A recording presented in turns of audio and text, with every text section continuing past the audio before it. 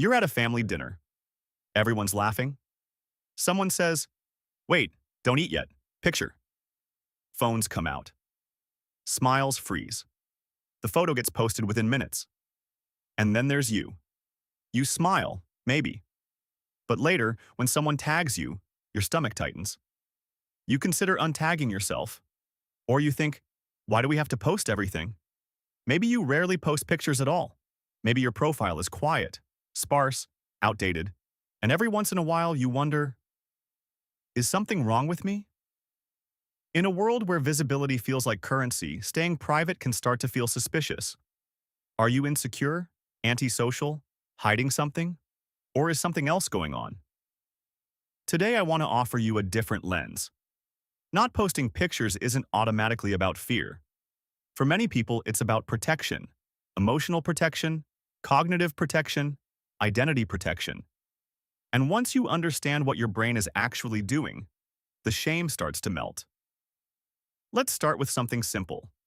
When you post a picture, you're not just sharing an image. You're creating a version of yourself, a frozen moment, a curated slice of your identity. For some nervous systems, that feels fun, energizing, even empowering. For others, it feels like exposure under a spotlight. If you rarely post, it might not be because you dislike yourself. It might be because your brain is highly attuned to social evaluation.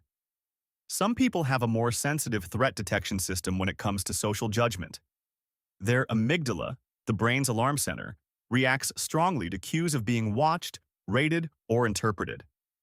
Posting a picture online is essentially saying, "Here, look at me, form an opinion." If your system is wired to scan for subtle signs of disapproval, that act can feel like stepping onto a stage without a script. You imagine the possible comments, the silence, the comparison, the misinterpretation, and your brain says, "This is risky," so you opt out. Not because you're incapable of attention, but because you don't experience attention as neutral. For emotionally intense or sensitive people, visibility can feel like magnification. Every perceived flaw becomes louder. Every ambiguous response becomes a story. No likes in the first 10 minutes? Your mind starts filling in blanks. They didn't like it. I looked awkward.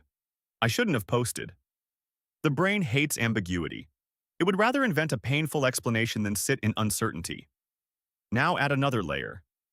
If you're someone with a strong inner world, multiple interests, complex thoughts, deep emotions, you probably experience your identity as fluid, evolving, context-dependent. A picture feels fixed, permanent, and there's a quiet discomfort in turning something living and dynamic into a static artifact. You might think, that's not fully me, that's just a slice. And something in you resists being reduced. There's also cognitive load. Social media isn't just posting, it's monitoring, responding, comparing, updating. For people who already feel mentally overstimulated, adding another channel of social input can feel like pouring water into an already full glass. Your prefrontal cortex, the part responsible for decision-making and self-monitoring, goes into overdrive. Is this angle okay? Does this look authentic? Will this affect how colleagues see me? Is this too much, too little? It's exhausting, so you conserve energy by not participating. That's not social incompetence. That's resource management. And let's talk about boundaries. Some people experience their inner life as sacred space. Not secret. Sacred. There's a difference. When you keep certain moments offline, you're not hiding. You're containing. You're deciding that not every memory needs an audience. In psychological terms, this is called boundary clarity, the ability to differentiate between what is for you and what is for public consumption.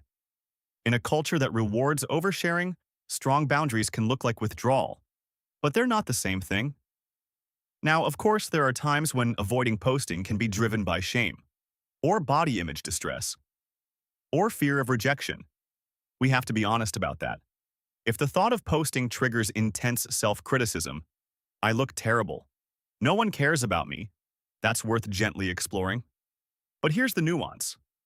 The same behavior, not posting, can come from two very different places. One is self-protection rooted in insecurity. The other is intentional privacy rooted in self-respect. The question isn't, do I post or not? The question is, what feeling drives my choice? Pause for a second. When you imagine posting a picture, what comes up? Is it panic, shame, or simply disinterest? Is it fear of being seen, or a preference for being selective? This distinction matters. Let's zoom into the biology again. When you anticipate social evaluation, your brain releases dopamine in expectation of reward.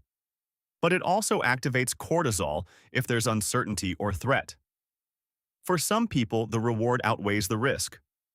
For others, the stress response dominates. If your nervous system tips towards stress, social media becomes a microcycle of anticipation and relief. Post. Wait. Check. Recheck. Analyze. Your body stays slightly activated. And if you're already someone who overthinks conversations or replays interactions in your head, this loop can amplify that tendency. You're not bad at social media. Your brain just doesn't treat it like a casual playground. It treats it like a social exam. Now let's make this practical. If you rarely post and you feel at peace with that, give yourself permission to stop pathologizing it. You don't need to perform normalcy. But if part of you wants to share and feels blocked, we can work with that. First, separate sharing from performing. Instead of asking, will people like this? Ask, does this represent something I genuinely value? Shift the focus from audience reaction to personal meaning. For example, maybe you love photography. Post because you appreciate the composition, not because you need validation. Or maybe you had a moment that mattered deeply to you. Share it with a short caption that reflects your truth, not a polished persona. Second, reduce the stakes. You can experiment with limited audiences. Close friends lists. Temporary stories instead of permanent posts. Think of it as graded exposure for your nervous system.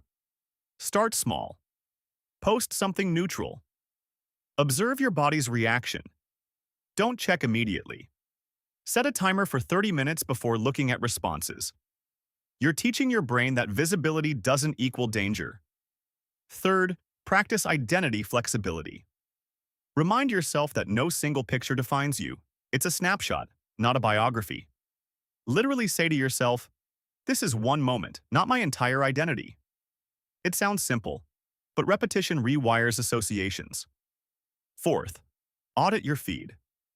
If scrolling leaves you feeling inadequate or overstimulated, curate aggressively. Unfollow accounts that trigger comparison spirals. Follow people who show nuanced, imperfect lives. Your brain adapts to what it repeatedly sees. And finally, create offline validation loops. If you rarely post because you don't want your life to revolve around external approval, build real-world reinforcement. Share achievements with trusted friends privately. Celebrate milestones in person. Journal your wins. When your need for acknowledgement is met in grounded ways, the pressure to seek it online decreases. Let's address something uncomfortable. There is social pressure to brand yourself, to be consistent, marketable, aesthetic. If posting makes you feel like you have to compress your complexity into a theme, your resistance makes sense. Here's a reflective exercise. Imagine social media disappears tomorrow. No one can post pictures, no one can see yours. Would you feel relieved, disappointed, neutral? Your answer reveals your underlying motivation. Another practical tool. Define your privacy values. Write down 3 categories. What is always private? What is sometimes shareable? What is fully public? For example, always private, intimate relationship details. Sometimes shareable, travel photos. Fully public, professional achievements. When you clarify your own rules, decisions feel less emotional and more grounded. Let me speak directly to the part of you that worries you're missing out. Sometimes the most secure move is knowing you don't need to broadcast your life for it to be real. And if one day you decide to post more, let it come from expansion, not comparison. When you do that, the guilt softens, the confusion clears. And whether your profile is full or nearly empty, It becomes a reflection of conscious choice, not hidden shame. So if you rarely post pictures, pause before labeling yourself. Ask what you're protecting, ask what you value, ask what kind of visibility feels nourishing instead of draining. You deserve a life that feels authentic offline and online. And sometimes the quietest profiles belong to the most self-aware minds. If this resonated, stay curious about your patterns. Explore them with kindness instead of criticism. There's depth in your hesitation, and understanding it might change the way you see yourself completely.